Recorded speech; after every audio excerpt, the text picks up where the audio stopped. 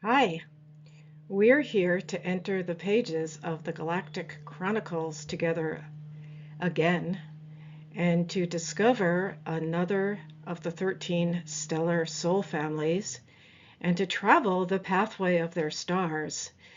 And really, these are stories of us and stories of the stars that our souls live on. So I invite you in to this journey to the winged lions, and I'm happy to be your guide. I'm Leslie.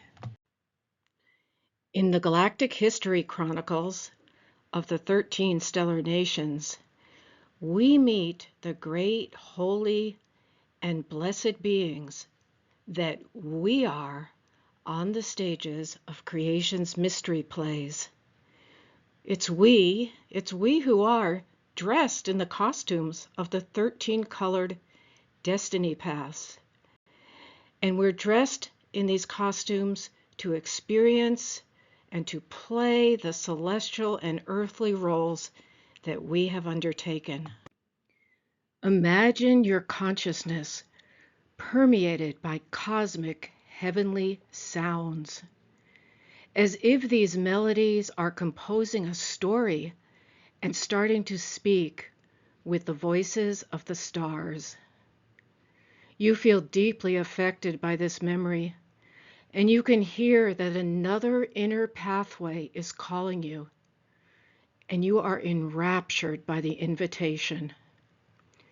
The space fills with burning lights and is permeated by the golden light of the majestic, infinite power of the divine source of creation. Feel the profound power and magnitude that pervades each motion of creation. And as you open your soul in amazement, you witness another beam of light coming to life from the central seed of the universe. And you watch as the destiny of the stellar nation of the winged lion is set forth on its journey. The Creator dreamed the winged lion soul family as leaders, and they are leaders because they know the right use of power. And power is not power over.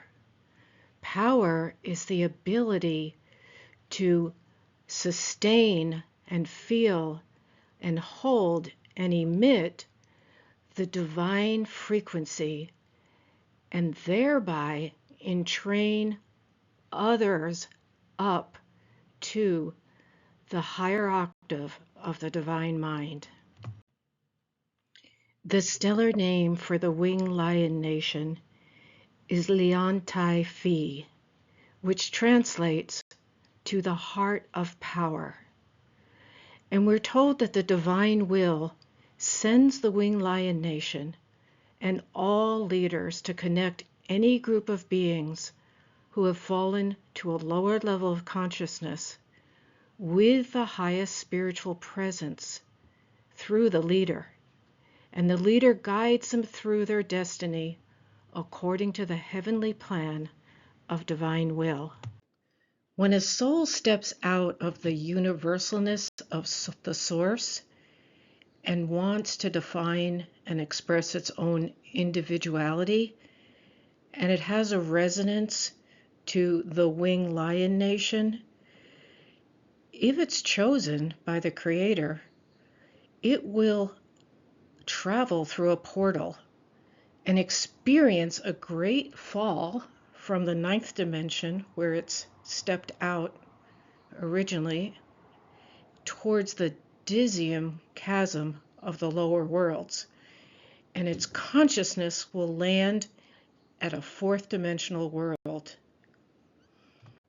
The stellar pathway of the winged lion nation is different than the other stellar pathways that traverse up and down the dimensions. The pathway of the winged lion is a linear ascending route, and You literally have to pass one initiation before moving up to the next dimensional station. And you might need to do a certain dimensional station hundreds of times. We'll take a look at the nature of these initiations as we go from the fourth dimension to the fifth, to the sixth, the seventh, and finally the eighth.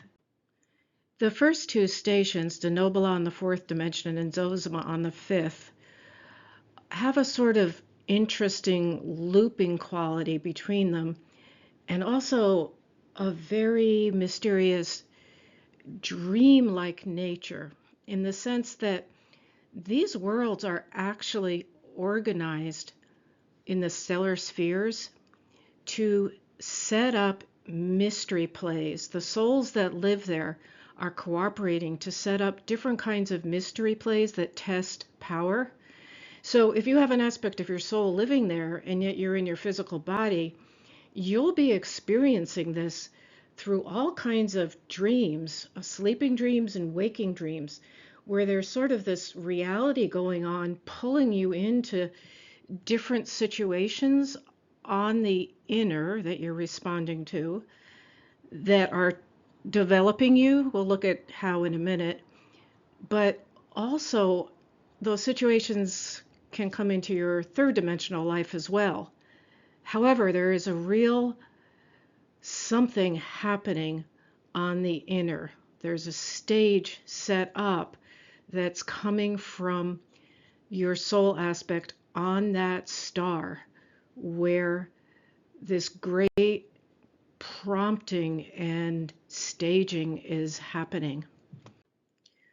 On Denoa in the fourth dimension, the link to the divine mind is weak. So the initiate can really only build on their own thought patterns and intuitions. And they have a very ambitious ability to reign, but it's instinctive. There's no experience yet. So that ambition is based on a kind of inner will and force. And the environment around them often doesn't recognize them as a leader.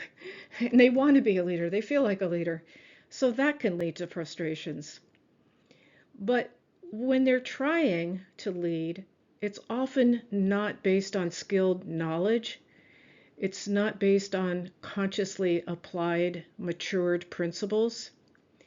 So even though they may have very good instincts, they usually make quite a lot of mistakes, leading to failures.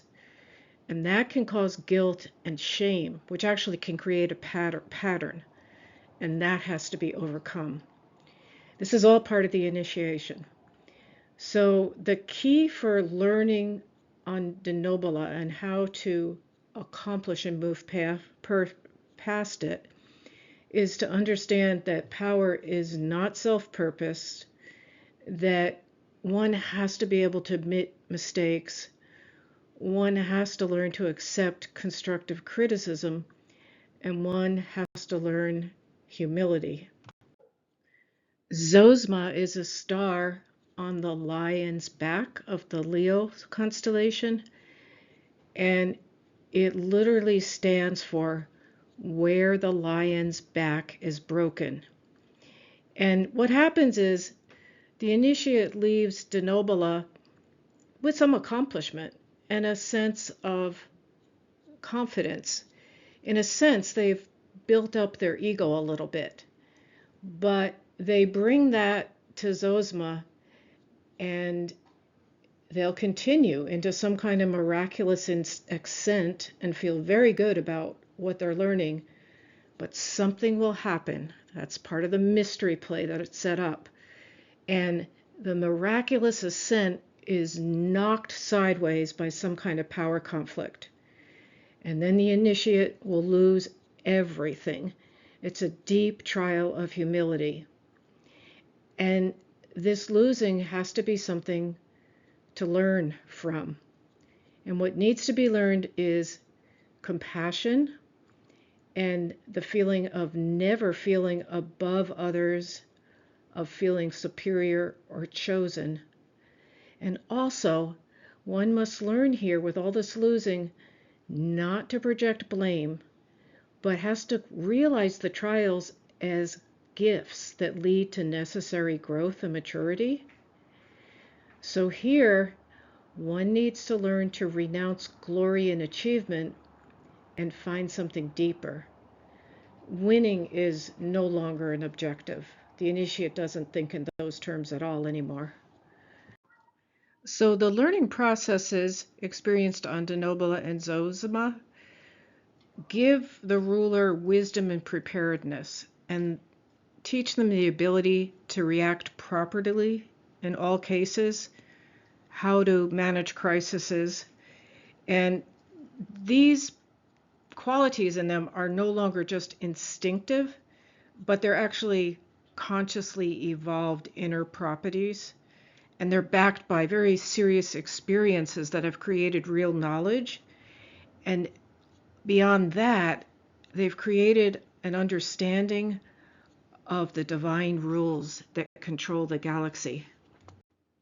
So, with all that under their belt, the initiate is enraptured up to Orion's belt, where there are 3 six-dimensional stars. And these stars are mystery schools, and each one offers a different spiritual training and preparation. And that training is based on the kind of mission that awaits the winged lion ruler in their following incarnations. Mintaka initiates the student for the role of a prophetic spiritual teacher and a spiritual leader.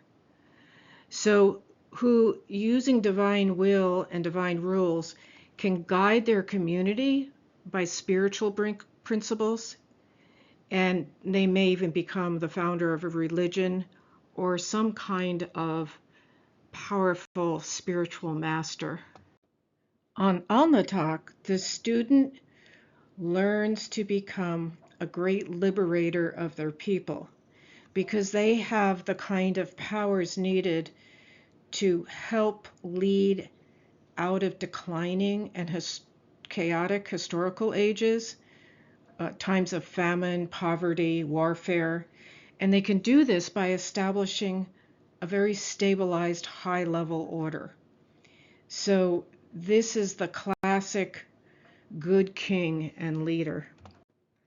Al-Nilam combines these two qualities. This is the initiate who is the spiritual teacher, but also a high model of moral leadership who can instill order and principles that people follow. And they establish religious and philosophical principles which actually determine the evolutionary pathway of the community for a long time to come. And it's interesting because when leaders from Al-Nilam come to Earth, it's at a time that a certain code goes out. It's like a gate is revealed to call these leaders in. And it comes from the collective consciousness of the people. It's the people's heart rising into wanting to connect with their faith and with the goodness and living inside of them and with the divine spark. So that uprising in the collective consciousness actually opens the gate that calls in this kind of leader. After the belt stars, the initiate goes to the 7th dimensional world of Regulus, which is in the Leo constellation, and it's also called the Cor Leonis, which means the lion's heart. And this stellar sacral space is actually the essence of everything that the winged lion is. On Regulus, the leader has taken up control, and now they recognize the weight of their power. And they're beyond the magic and the glory of the throne here. They no longer see the symbols of power to be tokens of glory. They just understand The symbols and the means of power are sacred tools of the spiritual powers that are needed for governing. And they know exactly the burden of responsibility of the crown, and they seek to wear it in a worthy way. Although it is an initiating scene, the initiations never stop, because all the spiritual principles acquired heretofore will be tested again. And there will be some kind of big push initiation where, if the leader passes it, we go on to the next step on Regulus. So passing the big initiation on Regulus leads to the mystery of sanctification. And this is when the initiate receives an invitation, because the heavens have found them to be so worthy. And with this invitation, if we are in their light body and looking down at our earthly body, we could say that in our aura, an image of a crown appears. And that crown is the arc of a beautiful golden light with the code of a special holographic light seal in it. And that symbol means that the being has been sanctified by the divine power, has awakened, and has started to emanate this golden aura in their personal energy field, which is essentially the seal of divine approval. So then a whole new level of understanding takes place in the initiate, and they'll take an oath, and their soul expresses in front of the heavens and earth that they take full responsibility for the power being offered, and they're going to guide whatever people according to higher collective principles and purposes, not out of self-interest, not out of glorifying oneself.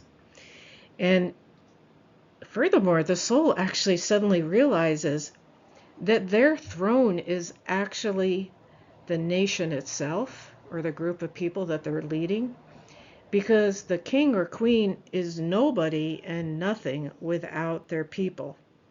So what the ritual of sanctification ultimately means is becoming one with the throne, one with the people that are being led. And in doing that, your fate as leader and the people's fate are united on a personal and a collective level. If you have Regulus on your Antares code, it may mean that you'll be called to be sanctified for power in this way, even in this lifetime, where you'll have an assignment of people and you'll be an initiated leader of them. And this is particularly true if you have Regulus on the Sun, the Ascendant, the MC, Jupiter in the 10th house, or on the 11th house cusp, or the North Node. Before we leave Regulus and move on to the final initiation on Vega, I want to mention Regulus in relation to another star, Algebra. And Algebra is not a star that the winged lion nation runs through, yet it is a star in the great feline and the dragon nation. And what it represents, it's only 13 minutes or so from Regulus, and so they often show up together in the code. And what this symbolizes is that the winged lion would actually die to keep the ember of light alive of them, rather than fight back in a way that would require them to lower their octave. Instead, they'll hold the ember of light alive and sacrifice themselves. And this is actually from cosmic history when the great felines were protecting the winged lion, and the horrible betrayal came from the dragons and the fallen forces using covert information from the great felines. They came under an invisibility shield. Any decent warfare principles were ignored. Now, the winged lion knew that this was happening, but would not sink to that level. So, as I said, died. But what happens is that pulled the Galactic Council forward, who actually then established peace. So the light really didn't die, even though the winged lion appeared to die. And this is something to know, that when these stars come together on your code, it means that you also perhaps could hold this kind of noble high measure in the light of being tempted to respond in some way to a dark force.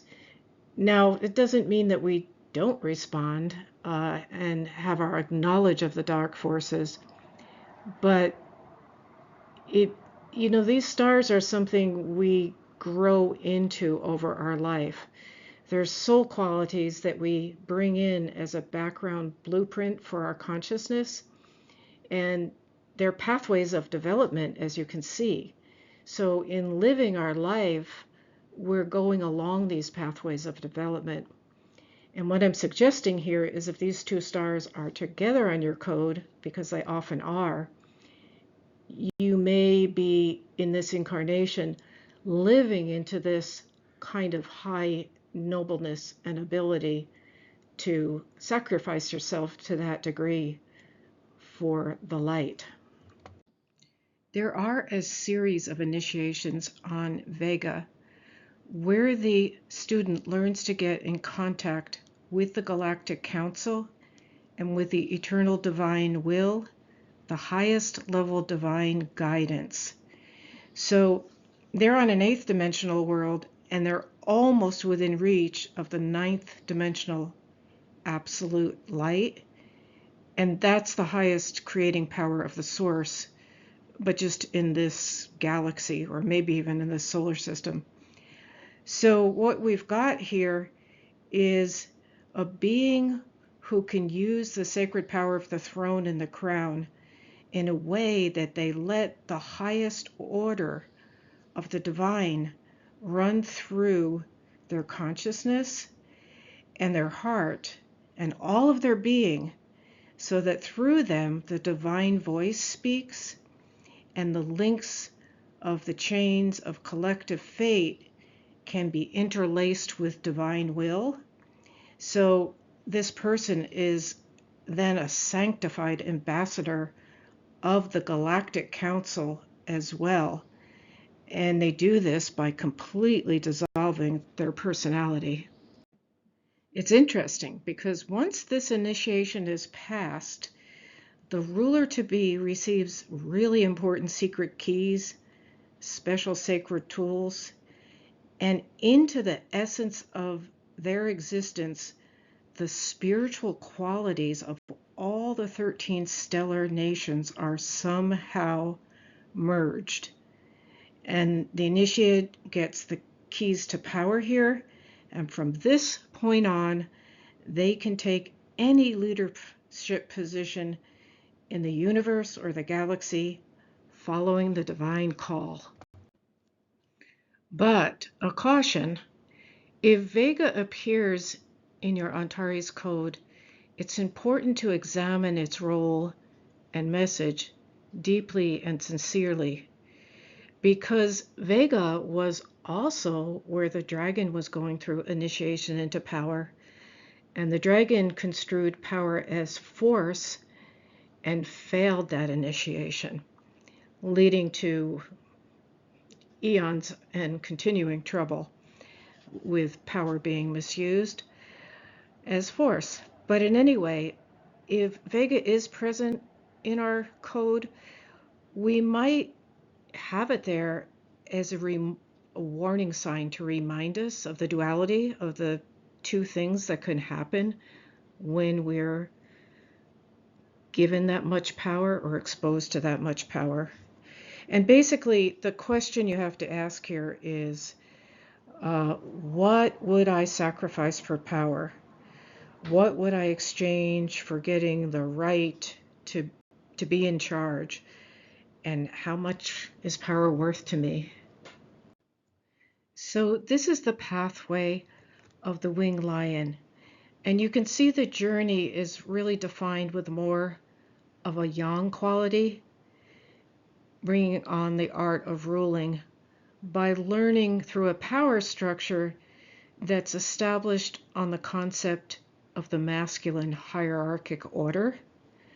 But we can also know that we can travel through the same arc of development from a feminine perspective.